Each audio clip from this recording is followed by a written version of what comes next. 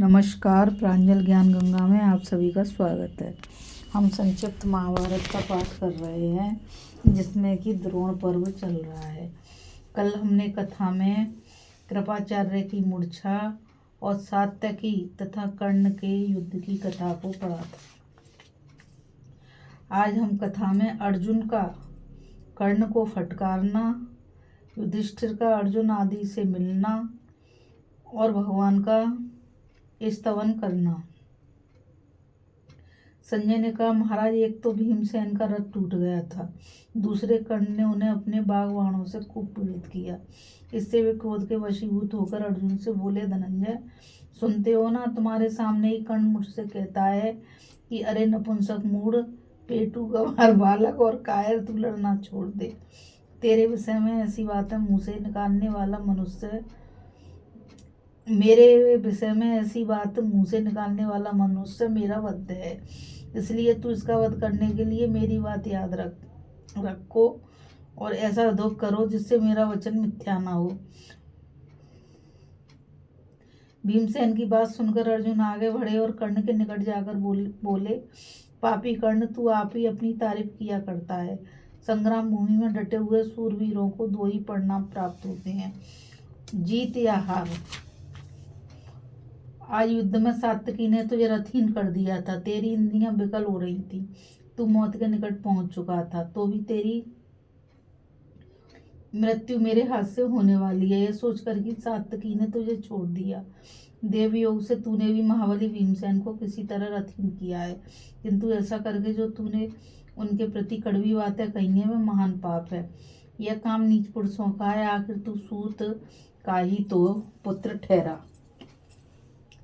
तेरी समझ गंवारों सी क्यों ना हो। महापराक्रमी भीमसेन के प्रति तूने जो अप्रिय बातें सुनाई हैं वे सहन करने योग्य नहीं है। सारी सेना देख रही है, हमारी और श्री कृष्ण की भी उधर ही दृष्टि थी, जबकि आर्य भीम ने तुझे अनेकों बार रथहीन किया था, परंतु उन्होंने तेरे लिए एक बार भी ऐसी बात नहीं कही। इतने पर भी जो तूने उन्हें बहुत से कटु वचन सुनाए हैं तथा मेरी अनुपस्थिति में तुम सबने मिलकर जो सुभद्रानंदन अभिमन्यु का वध किया है, उस अन्याय का तुझे शीघ्र ही फल मिलेगा। अब मैं तुझे तेरे सेवक पुत्र और बंधुओं सहित मार डालूंगा। युद्ध में तेरे देखते देखते तेरे पुत्र वृषसेन का वध करूंगा। उस समय मोहवश यदि दूसरे राजा भी मेरे पास आ जाएंगे तो उनका भी संहार कर डालूंगा। यह बात मैं अपने शस्त्रों की शपथ खाकर कहता हूँ। इस प्रकार जब अर्जुन ने कर्ण के पुत्र का वध करने की प्रतिज्ञा की, उस समय रथियों ने महान तुमुल नाद किया। वह अत्यंत भयंकर संग्राम अभी चल ही रहा था, इतने में सूर्य अस्ताचल पर पहुंच गए। अर्जुन की प्रतिज्ञा पूरी हो चुकी थी, अतः भगवान श्री कृष्ण ने उन्हें छाती से लगाकर कहा, विजय, बड़े सौभाग्य की बात है, तुमने अपनी बहुत बड़ी प्रतिज्ञा पूर्ण कर ली। यह भी बहुत अच्छा हुआ कि पापी वृद्धक्षत्र अपने पुत्र के साथ मारा गया। भारत कौरव सेना के मुकाबले में आकर देवताओं का दल भी परास्त हो सकता है, इसमें तनिक भी संदेह नहीं। अर्जुन, मैं तो तीनों लोकों में तुम्हारे सिवा किसी दूसरे पुरुष को ऐसा नहीं देखता जो इस सेना के साथ लोहा ले सके। तुम्हारा बल और पराक्रम रुद्र, इंद्र और यमराज के समान है। आज अकेले तुमने जैसा पुरुषार्थ किया है ऐसा कोई भी नहीं कर सकता। इसी प्रकार जब तुम बंधु बांधवों सहित कर्ण को मार डालोगे तो पुनः तुम्हें बधाई दूंगा। अर्जुन ने कहा, माधव, यह तो तुम्हारी ही कृपा है जिससे मैंने प्रतिज्ञा पूरी की। तुम जिनके स्वामी हो, रक्षक हो, उनकी विजय होने में आश्रय ही क्या है। अर्जुन के ऐसा कहने पर भगवान धीरे धीरे घोड़ों को हाँकते हुए चले और युद्ध का वह दारुण दृश्य अर्जुन को दिखाने लगे। वे बोले, अर्जुन, जो लोग युद्ध में विजय और महान सुयश पाने की इच्छा कर रहे थे, वे ही ये सूरवीर नरेश आज तुम्हारे बाणों से मरकर पृथ्वी पर सो रहे हैं। इनके शरीर का मर्म स्थान छिन्न भिन्न हो गया है। ये बड़ी विकलता के साथ मृत्यु को प्राप्त हुए हैं। यद्यपि इनकी देह में प्राण नहीं है, तो भी बदन पर दमकती हुई दीप्ति के कारण ये जीवित से दिखाई दे रहे हैं। साथ ही इनके नाना प्रकार के अस्त्र शस्त्र तथा वाहन यहाँ पड़े हुए हैं, जिनसे यह रणभूमि भर गई है।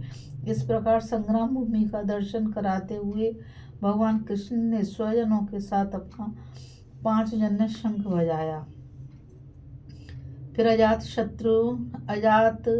शत्रु राजा युधिष्ठिर के पास जा उन्हें प्रणाम करके कहा, महाराज, सौभाग्य की बात है, आपका शत्रु मारा गया। इसके लिए आपको बधाई है। आपके छोटे भाई ने अपनी प्रतिज्ञा पूरी की है। यह बड़े हर्ष का विषय है।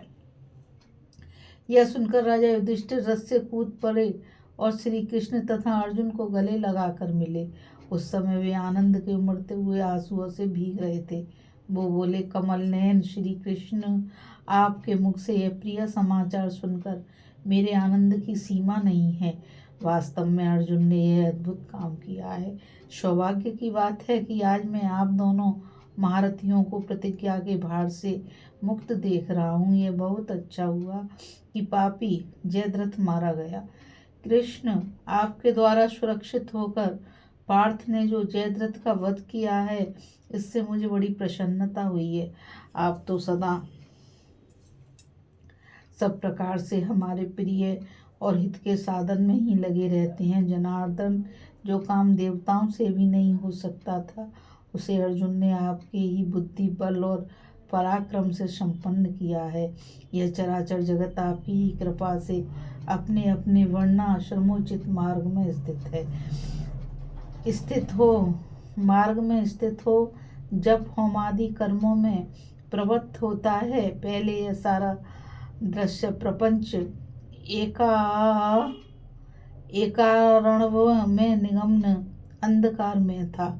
आपके अनुग्रह से यह पुनः जगत के रूप में प्रकट हुआ है। आप संपूर्ण लोगों की सृष्टि करने वाले अविनाशी परमेश्वर हैं। माधव, आप ही इंद्रियों के अधिष्ठाता हैं। जो आपका दर्शन पा जाते हैं, उन्हें कभी मोह नहीं होता। आप पुराण पुरुष हैं। हे गोविंद, परम देव के देवता, परम देव हैं। देवताओं के भी देवता, गुरु एवं सनातन हैं। जो लोग आपकी शरण में आते हैं, वे कभी मोह में नहीं पड़ते। हर्ष के साप आदि अंत से रहित विश्व विधाता और अवकारी देवता हैं। जो आपके भक्त हैं, वे बड़े बड़े संकटों से पार हो जाते हैं। आप परम पुरातन पुरुष हैं, पर से भी पर हैं। आप परमेश्वर की शरण लेने वाले भक्त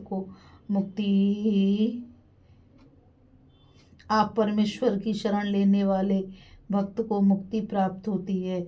चारों वेद जिनका यशगान करते हैं, जो सभी वेदों में गाए जाते हैं, उन महात्मा श्री कृष्ण की शरण लेकर मैं अनुपम कल्याण प्राप्त करूंगा। पुरुषोत्तम, आप परमेश्वर हैं, ईश्वरों के ईश्वर हैं। पशु पक्षी तथा मनुष्य के भी ईश्वर हैं। अधिक क्या कहें, जो सबके ईश्वर हैं, उनके भी आप ही ईश्वर हैं। मैं आपको नमस्कार करता हूँ। माधव, आप ही सबकी उत्पत्ति और प्रलय के कारण हैं। हे गोविंद, आप सबकी आत्मा हैं। आपका अभ्युदय हो। आप धनंजय के मित्र हैं, हेतु और रक्षक हैं। आपकी शरण में जाने से मनुष्य की सुखपूर्वक उन्नति होती है। भगवान, प्राचीन महर्षि मार्कंडे जी आपके चरित्रों को जानने वाले हैं। उन्होंने कुछ दिन पहले आपके महात्म और प्रभाव का वर्णन किया था। असित देवल, महातपस्वी नारद और मेरे पितामह व्यास जी ने भी आपकी महिमा का गायन किया है। आप तेज स्वरूप पर ब्रह्म, सत्य, महान तप, कल्याण में तथा जगत के आदि कारण हैं। आप ही ने इस स्थावर जंगम रूप जगत की सृष्टि की है। हे जगदीश्वर, जब प्रलय काल उपस्थित होता है, उस समय यह आदि अंत से रहित आप परमेश्वर में ही लीन हो जाता है। वेदों के विद्वान आपको धाता, जन्मा, अव्यक्त, भूतात्मा, महात्मा, अनंत तथा विश्वतोमुख आदि नामों से पुकारते हैं। आपका रहस्य गुण है। आप सबके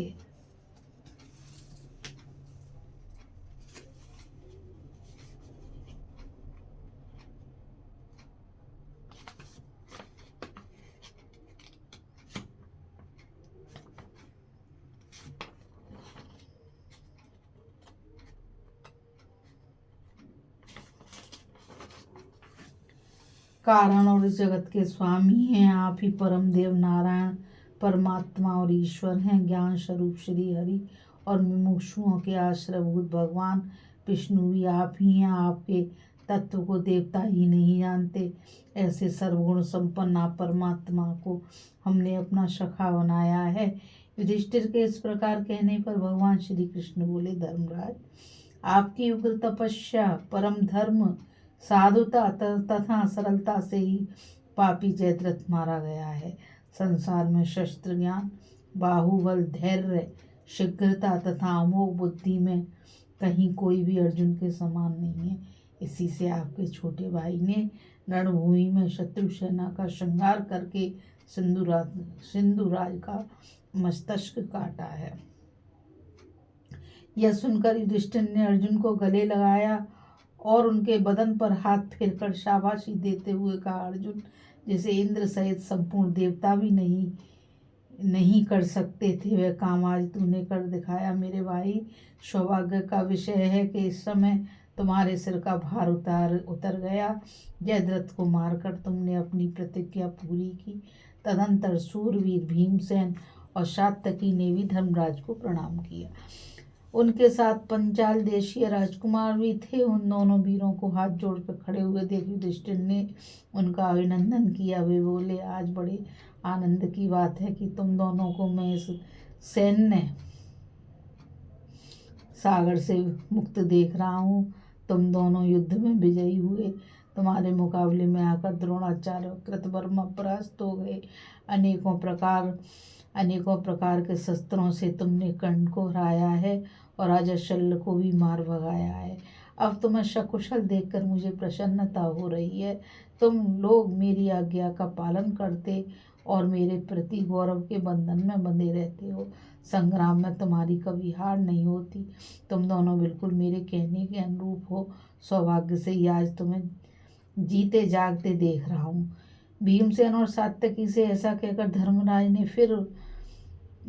ने उन्हें फिर गले लगाए और आनंद के आंसू आने लगे। राजन, इस समय पांडवों की संपूर्ण सेना आनंद मग्न हो गई और फिर उसने बड़े उत्साह के साथ युद्ध में मन लगाया। इस कथा में बस इतना ही। अभी हम कथा में अर्जुन का कर्ण को फटकारना, युधिष्ठिर का भगवान का स्तवन करना की कथा को पढ़ रहे थे और कल हम कथा में दुर्योधन और द्रोणाचार्य की अमरसपूर्ण बातचीत तथा कर्ण दुर्योधन संवाद की कथा को पढ़ेंगे। मुझ गीता रावत को आज्ञा दीजिए। फिर मिलेंगे एक नई कथा के साथ और मैं आप सभी से यही कहना चाहूँगी कि इस चैनल को ज़्यादा से ज़्यादा लाइक, शेयर और सब्सक्राइब कीजिए ताकि यह अमूल्य ज्ञान अधिक से अधिक लोगों तक पहुँच सके। इस कथा में बस इतना ही। राधे राधे, जय श्री कृष्णा, नमस्कार।